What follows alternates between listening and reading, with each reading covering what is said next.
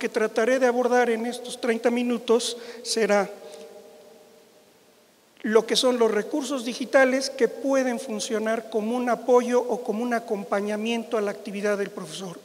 Porque con lo que nos ha expuesto la doctora Milady queda muy claro que el profesor ya no puede seguir actuando igual. Si hacemos las mismas cosas, podemos esperar los mismos resultados. No lo dije yo, lo dijo Einstein, y dijo, si quieres que las cosas cambien, haz cosas diferentes. Y esa es un poco la propuesta. Si le pasamos, primer punto, estamos viviendo lo que algunos autores llaman sociedad de la información, otros llaman sociedad del conocimiento, otros llaman un mundo desbocado, otros llaman la sociedad del riesgo. Tiene muchos nombres esta sociedad en la que estamos viviendo.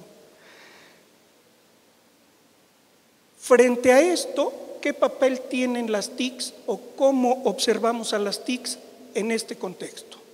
Habría 4 grandes maneras de verlo.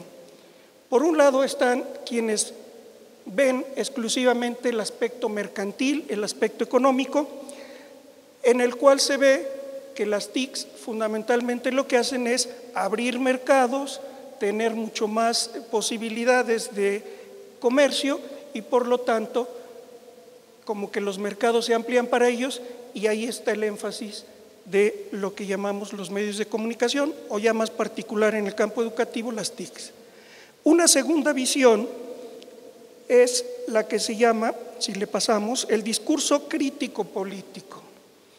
Quienes desconfían de todo esto y entonces dicen, aquí ya se acabó toda la parte humanista del asunto y entonces prácticamente va a ser sustituido el profesor y entonces la única manera de aprender será a través de las computadoras.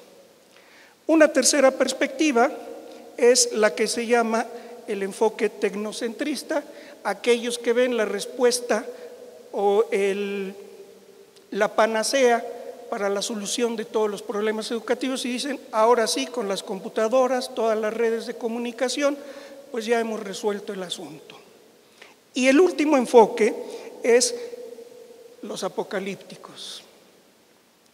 Aquellos que dicen, bueno, finalmente aquí termina una época y empieza otra, y entonces ahora quien prácticamente, entre comillas, gobernará el mundo, pues son los medios, la tecnología, internet, que a veces decimos es casi como Dios, está en todos lados, y entonces parece que ahí está la respuesta.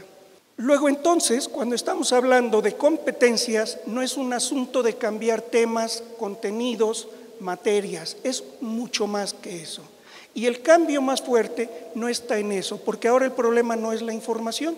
Los estudiantes tienen más acceso a la información que lo que un profesor puede compilar para transmitírselos.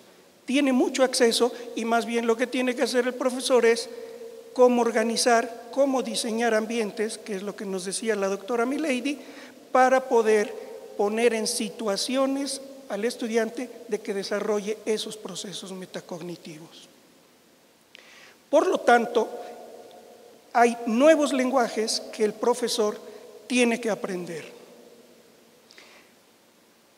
En una primera etapa, lo que ahora ya se llama Internet 1, usábamos Internet como si fuera una biblioteca o un depósito de información y entonces bajábamos libros, bajábamos artículos, bajábamos revistas, bajábamos documentos porque ahí estaban depositados.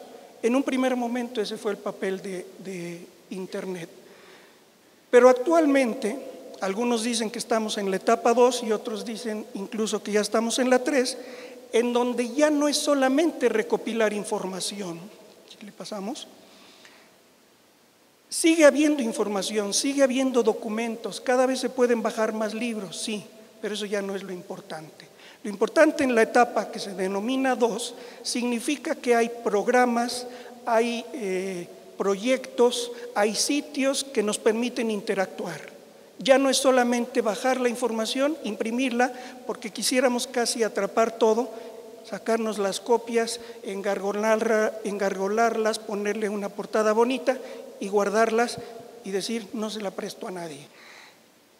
Es entonces que la propuesta consiste, si le pasamos ahí, en pensar en otros recursos. ¿Quiere decir que tengo que olvidarme de todo lo que he hecho y empezar desde cero? No, tampoco quiere decir eso. Simplemente significa que tendré que ir probando nuevas estrategias, nuevas formas, nuevas metodologías, que simultáneamente con aquello que me ha ido funcionando, puedo ir probando. ¿Y habrá maestros que se queden con todo lo anterior? Sí, también los habrá, seguramente. Poco a poco se irán rezagando, seguramente.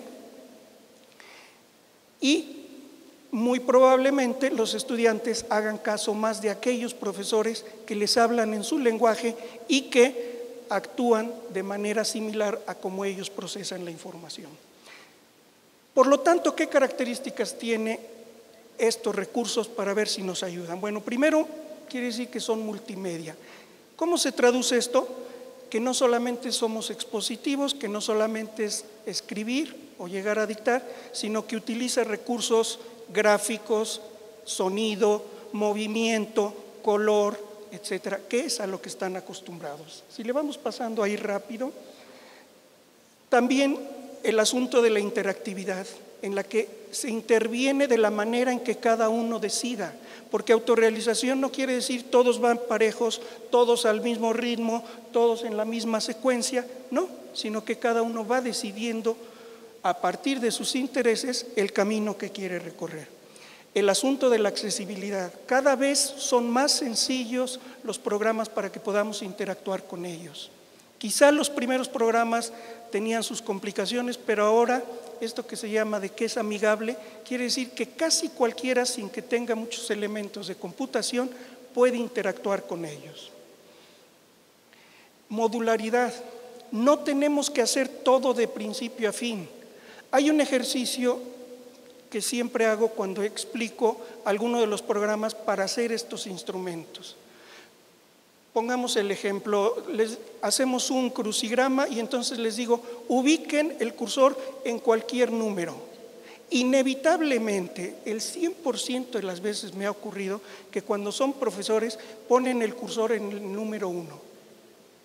Y cuando esto mismo lo hago con los niños o con estudiantes jóvenes, ellos no se van por el número 1. Ellos pueden decir, me voy a la palabra más corta o me voy en esta que ya tengo identificada una letra. Es decir, no son tan lineales los estudiantes y los profesores somos absolutamente lineales. Les digo, pongan el cursor en un número y todos se van al 1, así como diciendo, vamos a empezar. Por lo tanto, los recursos digitales sí nos dan información, como lo hacíamos antes, no hay por qué desaparecer eso, tampoco hay que desaparecer la memoria. Si no tuviéramos memoria, pues yo no sabría cómo regresarme ahora cuando tenga que volver de donde vengo, ¿verdad? Entonces, la memoria siempre es importante y la información nos refuerza. Pero antes eso era lo único o lo máximo. Ahora es el inicio apenas. Establecer las guías, esa es la clave. ¿Qué tengo que diseñar para que el estudiante se enfrente a lo que es otro de los principios, además de los que mencionó Milady, de la enseñanza por competencias, que es poner un conflicto cognitivo? Es decir, que el estudiante algo le rompa el esquema y tenga que empezar a buscar soluciones. Por eso es que ahora hablamos de otros tipos de aprendizaje. Aprendizaje basado en problemas, aprendizaje por proyectos, aprendizaje situado, aprendizaje por descubrimiento, porque lo que tenemos que ponerle son problemas y si son reales, mucho mejor. Y estoy hablando desde primaria. Hay un sitio que se llama Red Escolar, donde se hacen proyectos a nivel nacional cada año, que la SEP propone, se inscriben escuelas de todo el país y los niños intercambian cosas fabulosas. Los directores son muy organizados, archivan, guardan todo eso y tienen un material didáctico ahí increíble. Desde ahí se puede hacer hasta lo que sigue. Evidentemente, cuando hablamos de competencias, hablamos de conocimientos, habilidades, actitudes, valores, etcétera. Todo tiene que estar integrado. Antes era solo conocimiento o información.